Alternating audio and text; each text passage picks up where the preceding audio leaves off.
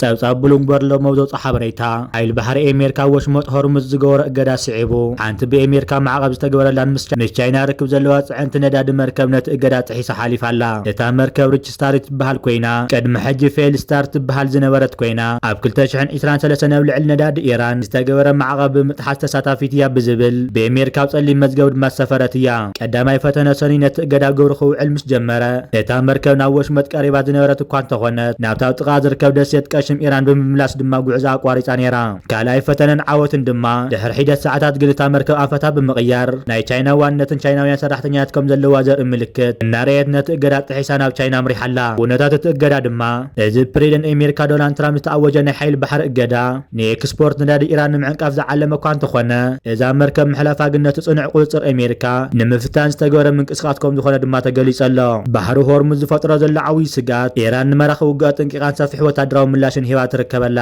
ወሃው ቃል ኢራን ካትም ዝኾነና መጻዊ ሆርሙዝ ዝቐረበት መርከብ ውግእ ከቢድ ስጉምቲ ክውሰዳ ምዃኑ ድማ ገሊጹ ኣሎ እቲ መግለፂ ኣሜሪካ ናይ መሬት ወራር እንተጀሚራ ይብል ኢራን ክስካብ 1 ሚልዮን ሰራዊት ክትልእ ከም ትኽእል ድማ ጥንቂቑ እዚ ድማ ኣብቲ ዞባ ዘሎ ወጥሪ ብምሕያል ክውስኽ ከም ዝኽእል ድማ ዘመላኺ ተባሂሉ ድማ ይግለጽ ኣሎ እዚ ርእይቶ ዝወሃብ ዘሎ ድማ ኣብ ዝኾነሉ ዘለዎ ወሽመጥ ወጥሪ እናወሰኸ ኣብ ዝኸደሉ ዘሎ እዋን ምዃኑ ድማ ይሕበር ኢራን ንመሬታን ስትራቴጂካዊ መስመራት ማይን ካብ ዝኾነ ይኹን መጥቃዕቲ ክትከላኸል ብተደጋጋሚ ድማ ቃል ተኣተላ እዚ ድማ ንኣሜሪካን መሓልታን ከበድቲ ውሳነታት ብምውሳድን እዚ ድማ ከቢድ ጭንቀት ድማ እትይዎን ይርከበሎ እቲ መጠንቀቕታት ዞባ ምስ ዝርከቡ ሓይልታት ኣሜሪካ ቀጥታዊ ብምግጣም ሰፊሕ ግጭት ክለዓል ከም ዝኽእል ድማ ንብዙሓት ስክፍታት ፈጢሩሎም ይርከበሎ እዚ ከምዚ ንከሎ ድማ ጉጅለ መጥቃዕቲ መራኸቢ ዩኤስኤስ ጆርጅ ኤስ ደብሊው ቡሽ ኣብዚ ሕጂ እዋን ካብ መጻወ ባቢኤል መንደውን ሕትን ንምህዳም ነዊሕ መንገዲ ዝኽተሎ ዘሎ እዋን ኣብ ገማግም ባሕሪ ናሚብያ ድማ ይርከብ ቻይና ንሓይሊ ባሕሪ ኣሜሪካ ብሆርሙዝ ዝኣትዋን ዝወፃን መራኸብ ዓለም ናይ ነዳድን ካልኦት ጽዕነትን ድማ ከይተዓግተ ምሕባር ትርከብ መራኸብ ቻይና በቲ መጻወ ብኢራን ተፈቒለን መሓላለፋ ዝነበራ ኮይነን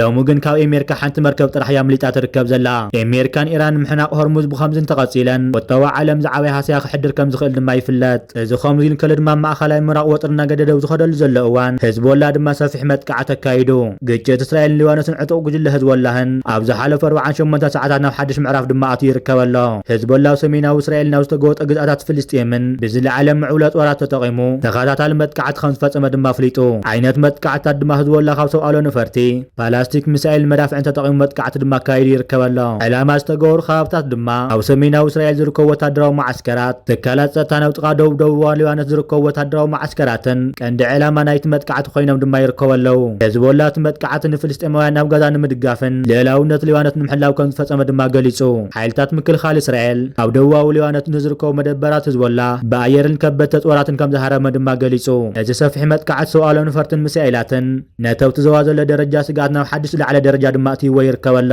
ብፍላይ ድማ ህዝቦላ ንፈለማ እዋን ነዊሕ ርሕቀት ዝጓዓዙ ፕላስቲክ ሚሳኤላት ብምጥቃም እቲ ግጭት ናብ ዞባዊ ኩናት ክዓቢ ከም ዝኽእል ኣብ ማሕበረሰብ ዓለም ድማ ዓበይቲ ስክፍታታት ኣልዒሉ ይርከበሎ ውድብ ሕቡራት ሃገራትን ዝተፈላለዩ ሃገራትን ነቲ ግጭት ብቕልጡፍ ደኩልን ዲፕሎማስያዊ ፍታሕ ክግበር ድማ ይጽዋዕ ኣለዋ እዚ ከምዚ ንከለ ድማ ሩስያ ንዝበልጸገ ዩራኒየም ኢራን ንምቕባል ዳግማይ ጻውዒት ከም ዘቕረበት ድማ ተገሊጹ ምስ ኣሜሪካ ስምምዕ ንምብጻሕ ክሬምሊን ከምዚ ዓይነት ዩራኒየም ተረኪበ ክሕዞ ዝብል ሓሳብ ንቴህራን ዳግማይ ድማ ኣቕሪቡላ ኣሎ ቃል ኣቐባይ ክሬምሊን ድሚትሪ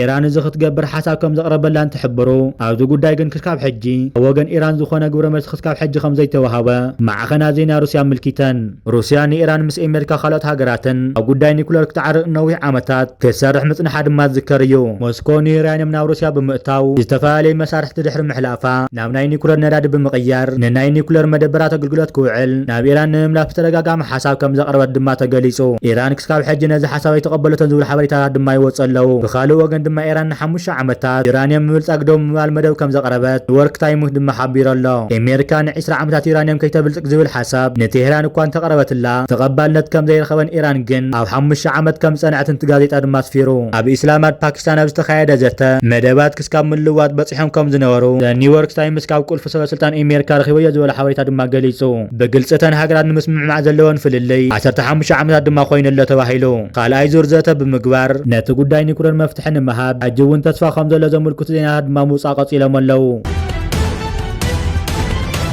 እዚ ከምዚ ኢሉ እንከሎ ድማ ቻይና ንኢራን ነጥወራት ተባዘላ ዝብል ወረ ድማ ብትር ነፂጋተላ ወሃው ቃል ሚኒስትር ጉዳያት ወፃኢ ቻይና ሎሚ ሰለሰው ዘውፅኦ መግለፂ ቻይና ንኢራን ነጥወራት ትሰድደላ ዝብል ፀብጻብ ሙሉእ ብሙሉእ ዝተመሃዘ ክብል ድማ ነፂግዎ እዚ ግብረ መልሲ ዝመፀ ድማ ኤንኤን ዝሓለፈ ዓሮን ናይ ኣሜሪካ ስልያዊ ትካላት ጠቂሱ ቻይና ውሽጢ ዝቀፀላ ሒደት ሰሙናት ሓደስቲ ስርዓታት ፀረ ነፈርቲ ንኢራን ንምርካብ ትዳሎ ከም ዘላ ዝድሕሪ ምፅውፃው እዩ እቲ ወሃው ቃል ወሲኹ ከም ዝገለጸ ድማ ቻይና ኣብ ናይ ወታደራዊ ኤክስፖርት ሓላፍነት ዝመልኦ ጥንቃቐ ገባብ ከም ትኽተል ድማ ገሊጹ ዝኾነ ሰደድ ኣጥዋር ምስ ናይ ውሽጢ ሃገር ሕግታት እህግራዊ ጉባኣ ዝተኣታተር ጥቡቅ ቁፅጥር ከም ዝግበረሉ ድማ ኣፍሊጡ ብዘይ ጭቡጥ ዝግበር ናይ ስም ምፅላም ናይ ጽልኢ ዝመልኦ ምትእሳር ንቀዋሚና ክብል ድማ ንጋዜጠኛ ተዛሪቡ እዚ ሓድሽ ምዕባለ ነቶም መንጎ ኣሜሪካን ኢራንን ዘለዎ ወጥሪ ናብ ዓለማዊ ቁልውላዊ ዓቢ ከም ዘሎ ዘርኢ ኮይኑ ቻይና ነዚ ዝተባህለ ክሳ ሓሰት እዩ ዝብል ናይ ምንጻግ ውሳነ ክትበፅሕ ዝገበሩ ቀንዲ ረቑሓታት ካብዞም ዝስዑ ጂኦፖለቲካዊ ስትራቴጂ ዝተወገሱ እዮም እቲ ቀዳማይ ጂኦፖለቲካዊ ምጥንቃቕ ኮይኑ ቻይና ምስ ኢራን ናይ 25 ዓመታት ስትራቴጂካዊ ስምምዕ እንተሃለዋ እኳ ምስ ኣሜሪካን ሃገራት ምዕራብን ዘለዋ ቁጠባዊ ርክብ ንኸይበላሸ ድማ ትጥንቀቕ እያ ኣብዚ ሕጂ እዋን ብግልፂ ኣፅዋር ክትህብ ተተረኺባ ካብ ኣሜሪካን ኣውሮፓን ከቢድ ቁጠባዊ ማዕቐብ ክፅበያ ስለ ዝኽእል ድማ ነቲ ፕሮፓጋንዳ ቀልጢፋ ክትነጥጎ መሪፃ እቲ ካልኣይ ድማ ምስሊ እስላማዊት ሓይሊ ንምሕላው ቻይና ነብስተ ርእሳ ከመገዳሲ ዘለዋ ዓለማዊ ሓይሊ ገይራ እያ ድማ ተላሊ ኣብ ዩክሬን ይኹን ኣብ ማእኸላይ ምብራቕ ኣፅዋር ብምሃብ ነቲ ባርዕ ክትውስኽ ዘይኮነስ ሰላማዊ ፍታሕ ትደሊ ሃገር ኮይና ድማ ክትረአ ትደሊ ስለዚ ድማ ንኢራን ኣጥዋራት ትህባላ ዝብል ፀብጻብ ነዚ ምስሊ ድማ ዝሰብር እዩ بخالي زينانا دما جابان معول 19 كور ايبتيكال فايبر تكنولوجي بمتقام او كالوت 1.02 بيتا بيت فتنت انترنت بمزغاب دشكوروسن عالم مزغبا امارا مرتنا زازيل علم متن داتا اب 800 كيلومتر رحقات بعوت بمعقاب قصال ولد فتنت مستصنح تحت قرصي كسرح خمس خل دما رغاغيصوم ازي دما مسل على 1 مليون جيجا بايت او كاليت معاري بقصوت عبيت ديجيتالاو بيت مصحفتي نموراد وي دما بمليونات قصور بحنساب زفصمو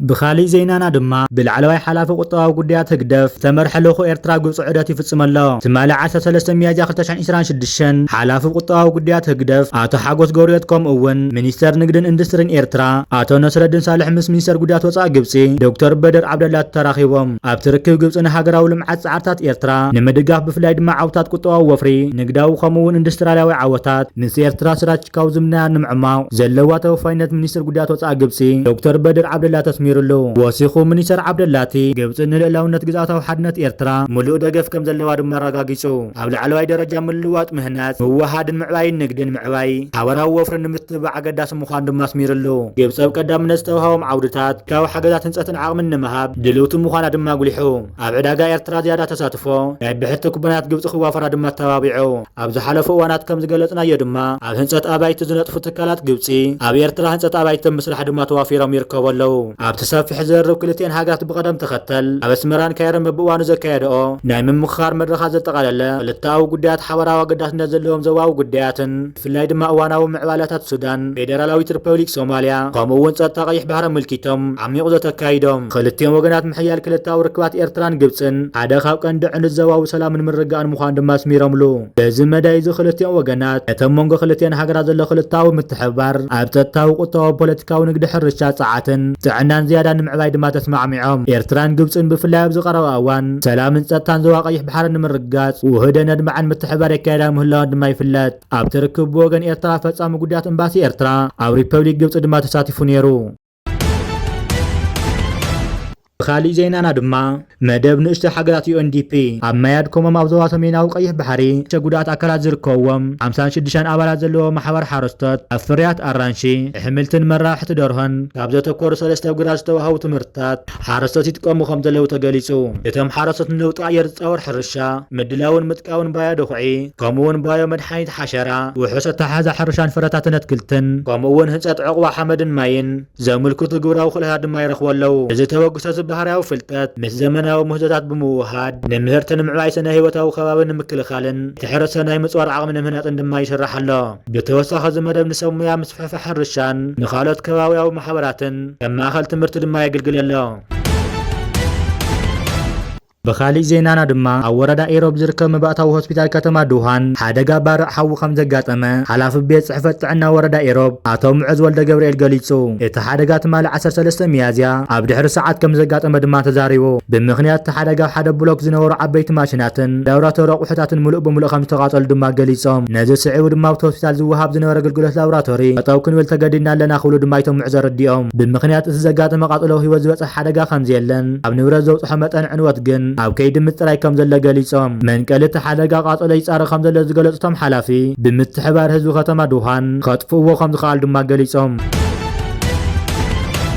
إذا خمسي لنكلا دما سمين كوريا فتنا كورت صار مراخم مسائل كايدا سمين كوريا بسنة 10 ميازيا فتنا مونج أفسراج كاو كورت مسائلات صار مراخم مسائلات دما كايدا فتنات أكل نايتن وقعات نايت عناويت مركوتشن هاين ممحياش زكاز نورو تدراو ساعاتكم دخونه دما يقلصو منغستاو مع خان زينا كوريا فتنات بوقع سرحت معواي زعلمو خانو حبيرن بخالي زينانا دما فيدرال بوليس إثيوبيا تسعين زوجود للرئيس ود سابيو عوالات فيدرال بوليس فيصل تقليلهم رئيسات النراغو في يركبو ازيهم نايمن يخونو درابيتهم كمن يخونو ولدهم دما دقنا يمصو دا يخونو بمبال خنداي ጨኒቅዎም ይጽበይዎም ይህልው خنداي ከይጽበይዎም ይህልው አብናይ ቆልዓ በሻሻ ኢትዮጵያ ወድ ሰብ ረኺሱ አንጎ ሓፍተ ተقليل ዝጓሓፈሉ ዘሎ ዘመን እዩ ነገር ሕንጠይ በሻሻ ኩሉ ነገር ተገሊጥዎ እዩ ርሰን የለን ድሕሪ ድማ ቀልቀል ምፍራሰሎ ማለት እዩ ቁጠዋና ብዝገርም ይዓበሎ እንተይሉ ድማ ቁጠዋ ኢትዮጵያ ብዝገርም ቅልጣፈ ናብ ቁልቁል ይልንቆተሎ ማለት እዩ ሰራዊት ናብ ጽቡቅ ቁመና ኣሎ እንተይሉ ድማ ሰራዊት ብልጽግና ፈርከሽከሽ ለምብታን ቀሪወሎ ማለት እዩ ስለዚ ድማ ኩነታት ኢትዮጵያ ንምርዳ ረውኩት ሳይነት ምጽናዕ ድማ የድልየን እዩ ናይ ምትላል ንሓሰተን ሕንጠይ በሻሻ ምፍላጥ ድማ እኹል እዩ ንኣፈን ዘይረኸባ መቋራጠምያ ኣብ ርእሰን ይገብራ መጠምጠምያ እዩ ነገሩ ምስ ሃገረ ብትሕቲ ዝኾነ ይኹን ኩነታት ዘይብትኽ ቃል ኪዳን ኣለኒ የጣዕሚ ሕሰብ ምስ ሃገረ እየ ኩሉ ማእኸል ምንቅስቃሳተይ ሃገረ እያ ክደቀስ ክትስ ኤርትራ ምስ ወልኩ እየ ብሃገረይ ዝመፀኒ ፍጹም ኣይፈቱን እየ ከም ሰብ ቂመኛን ሓራቕን ኣይኮንኩን ብውልቂ ንዝበደለን ሰብ ይቕር ክብል ኣይጽገምን እየ ብጉዳይ ኤርትራ ንዝመፀኒ ኣቦይ ግን ፈጺመ ይቅር ኣይብልን እየ ጨካን እየ ብሃገረይ ኣዝየ ነኻስ እየ ኣዝየ ቂመኛን ሓራቕን እየ እዚ ኩሉ ንዋጋ ኤርትራ ጽቢቐ ስለ ዝፈልጥ እየ ከምቲ ነዴና ክፍኣ ሓሲምዋ ደኽያ ሓሲማ ኣሪጋልና ዘይንጠልማ ብሃገር ናውን ክጠልማ ይግባን ናይ ወትር መሓላና ስጋ ዝሃገር እዩ ናይ ዓለም ጎሮሮ ስለዝኾነ ዘብዘብ ይደል ኣብ ዝሓለፈ እዋን ኤውሮፓዊ ሕብረት ቻይና ናይ ስዑድ ዓረብ ካልኦት ሃገራትን ብዙሓት ይመላለሱ ከም ዘለዉ ብመገዲ ናቶም ኣምባሳደራት ገይሮም ኣብ ደገ ዘሎ ኣምባሳደራት ናይ ኤርትራ ብዝተፈላለዩ ናይቲ ሃገራት ይራኸቡ ከም ዘሎ ዝወፅእ ዘሎ ሓበሬታ እዩ ሕጂ ከዓ ኣሜሪካ ዝቀረባ መዓልታት ናብ ኤርትራ ከምቲ ቻይና ልኡኻታት ዝሰደደት ኣሜሪካውን ልኡኻታ ክሰድድ ምዃና እዩ ዝሕበር ዘሎ እዚ ሕጂ ብጣዕሚ ኣብ ስትሬት ኦፍ ሆርሙዝ ኣጋጢሙ ዘሎ ኩነታት ከምዚ ትሪእዎ ዘለኹም ስትሬት ኦፍ ሆርሙዝ ክዓፅወ ትብላ ኣሜሪካ ኣይተዓፅወይን ይኽእል ዝብል ከዓ ብወገን ኢራን